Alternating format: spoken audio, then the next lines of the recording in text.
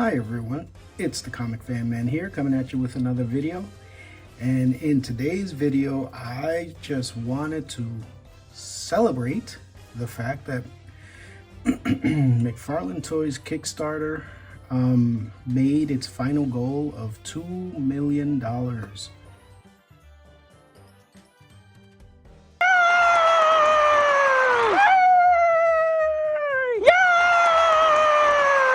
Yes, it made its $2 million, and now the Kickstarter figure will come with all of the accessories that McFarlane showed us at the very beginning. It looks like a really great figure, and now with all of the accessories, you know, it does have, I feel for me personally, that it does have the value that it should have had from the beginning. Now, in order to celebrate, I did find these two Medieval Spawns, and this is the very first Medieval Spawn, which you know, it's the classic, it's in blue. Now, the Medieval Kickstarter Spawn that I ordered was the black one, because I wasn't too up on the blue color. I know that is the classic version, but I did order the black one. And I found this is the bloody version of the Medieval Spawn version 2. And as you can see, this is what I was talking about. Their leg positions are very different. His sits up on the rock. So I'm actually going to leave him on the platform because I like this motion here. This feels very dynamic to me. And the fact that it's sitting on the rock, I really love that. And yeah, I think this is great. Here, let me quickly show you the differences between these two. Let's just move. Classic Medieval. Oh, and I put another King Grayskull cape on him, King Grayskull's shield, and this is the sword from Witchblade figure. As you all know, Medieval Spawn did have a small crossover with Witchblade, and they did do a Witchblade figure. She's more of a action figure. She does have some articulation, but not that much. But this was an amazing figure for back in its day. Looks just like the way the artist drew her, all the way down to the backside. Very cool. And there's paint wash everywhere. The sculpt is really nice on this figure. And yeah, and these two are at the same size. So yeah, you could definitely partner them up. And unfortunately, he did not come with the cape, shield, or sword, but as you can see, I did get an extra King Grayskull cape to put it on him, and you know, the shield, and this this Witchblade blade here has the same peg hole size that he has, so it fits just fine. Really loving that. So let's move these two out of the way, and let me just show you the quick comparison of these two here. So I did switch swords. I gave him the broken sword, and I gave him his sword. Now, when I do get my Kickstarter Medieval Spawn, I don't think I'm going to leave him this way, because I think I'm going to put this sword on the Medieval Spawn, the Kickstarter version, and I'm going to use one of those weapons to put it on this figure. Because again, this is definitely one of my favorite classic figures. But this, the reason why this one looks so different to me is because this is the one that I originally had, except it was censored. It didn't have this blood splatter here or any of the rest of it. But he does come with the cape. Funny thing is that they put screws in here to hold the cape in. That's pretty funny. But it's cool. It holds it in. So I'm not going to complain about that. And he holds the sword just fine. But yeah, look at this. Look at the positioning of this leg. Look at this leg. Really cool. I think that looks really dynamic, the way it's sitting on the rock there. And then this one, I'll just use this one to like stand on the shelf like this, because this looks good to me like that too. But yeah, like you can see like some of the differences outside of this armor. Like there's some color differences, like everything that's blue over here on this one is gold over here. The shoulder pads, this one's a brighter red, this one's more of a burgundy wine red. The boots, he's got a gold plate here, he's got a silver plate. His leg here is that blue steel again, this one is that silver steel. And yeah, it looks really good. I mean, look at the differentiating that they did between the chainmail and the scale mail. My goodness, this was an amazing time for McFarlane Toys. And I believe this was about the time where they had the Four Horsemen working for them, working at, or at least designing for the McFarlane Toy Company. Because I know that they did work with them for a while before they went into He-Man and the Masters of the Universe 2000X. They were working with McFarlane Toys, and this was truly their McFarlane's Toys golden age of Staction figures. Staction figures is what I remembered that these were called, which was short for statue action figures, which is kind of really what they are. They're mostly statues, but you can move some of the pieces around, so they did still qualify, I guess, at some point as action figures.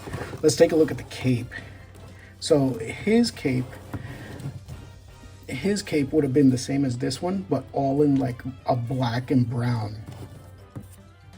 Look at that. This was a crazy time. Look, they did such an amazing job with this. All of that sculpting, that detail, the wash, that's just immaculate. Like, I can't get enough of this time.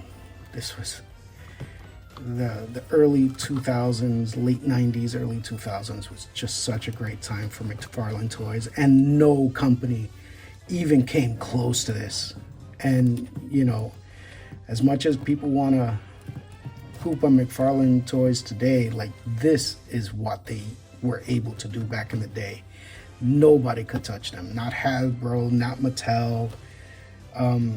They were just a cut above everybody else. And you know, for me, you know, hopefully, like they still do, McFarlane Toys still does great sculpting, but if they can get back to like these kind of paint washes, it would be amazing. This figure did not come with the mask like this one does, but his mask was like the silver and blue steel, whereas this one is silver and gold. So that's why this was the, as you can see, this is the gold edition, and this was the bloody edition. And the censored edition was exactly this figure again, but just without the blood. Yeah, I think it looks amazing. Love it. And getting back to the McFarlane Toys Kickstarter, yeah, I am so happy that that we reached that goal. Once he said the goal was 2 million, you know, that was great. I knew that that we were going to be able to make that, because for a little while there, it was in doubt. I wasn't sure what the goals were, and I wasn't the only one. Like, everybody was like, what are the goals? And it turns out that McFarlane used a really weird model of like, oh no, I'm just gonna give them out whenever. Like, that's a business model, I guess.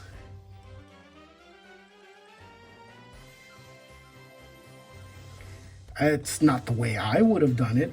But hey, you know, he said that they were just free upgrades for whenever he decided to dole them out. And he doesn't know where the customers got the idea that he set the mark at 250K an accessory.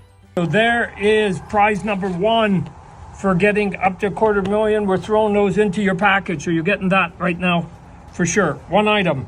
Then we're going to give you each let's go to $500,000 now, right? Boof, you guys hit that pretty quick. So, but let's then say, since you guys got the 750,000, let's give you a third one. Let's actually give you a weapon, right? Since you want more free stuff, and we just hit $1 million, thank you all, then let's give you one of the cool helmets, right? So now we got a weapons, we got hands. Here's a cool helmet. Even though he very clearly said in one of his videos, like, oh, now that we've reached 250K, we're going to give you something for that, 500, something for that, 750K, something for that, $1 million. Like, you know, he didn't see that as he was setting a bar. He was just like, oh, let me just give you 5 items right off the bat. Which was a really weird way to put things. But in any case, it is now all unlocked. However, 14 to 17 accessories are now going to be in the package. The only thing is, I only ordered one figure, so I will not get the 3-pack exclusive sword, which is the big one, but that's fine. I didn't need it. But it's going to come with everything else, and I'm super duper happy. I do feel that I got my money's worth on that buy now, that everything is completely unlocked. And yeah, I'm really looking forward to it. So I want to say,